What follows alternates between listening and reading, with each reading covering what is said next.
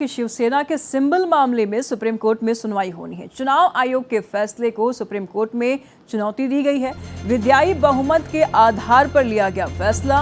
UBT ये कह रहा है कि विधायी बहुमत के आधार पर फैसला लिया गया।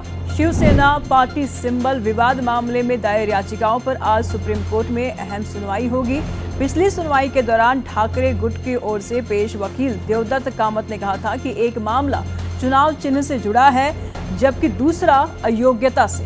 पिछली सुनवाई में वरिष्ठ वकील कपिल सिब्बल ने कहा था कि वह सुप्रीम कोर्ट के 2023 के संविधान निर्णय पर भरोसा कर रहे हैं, जिसमें कहा गया था कि विधायी बहुमत को यह तय करने के लिए मानदंड के रूप में इस्तेमाल नहीं किया जा सकता है कि कौन सा गुट असली पार्टी है, और उन्हें कहा था कि चुनाव आयोग ने केवल विधायी बहुमत परीक्षण के आधार पर निर्णय लिया है।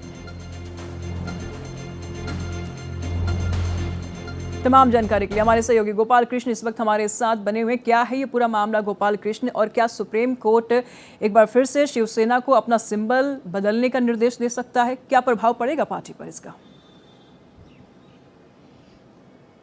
देखिए निशु, जहां तक मामला का सवाल है तो 2022 में विधानसभा चुनाव हुआ था और चुनाव के बाद शिवसेना में दो फाड़ हो गए थे। एक शिवसेना शिंदे गुट बन गया था और दूसरा उद्धव ठाकरे गुट बन गया था। इसको लेकर के फिर सिंबल का जब मामला आया तो मामला चुनाव आयोग के पास पहुंचा और चुनाव आयोग ने विधायी बहुमत के आधार पर यह माना था कि असली शिवसेना एकनाथ शिंदे गुट है और उसको तीर कमान जो है चुनाव चिन्ह के तौर पर सौंपा गया था, जिसको लेकर के उद्धव ठाकरे गुट ने सुप्रीम कोर्ट का रुख किया था और कहा था कि विधायी बहुमत के आधार पर चुनाव आयोग यह फैसला नहीं कर सकता है, जिस पर सुप्रीम कोर्ट ने नोटिस जारी कर जवाब मांगा था।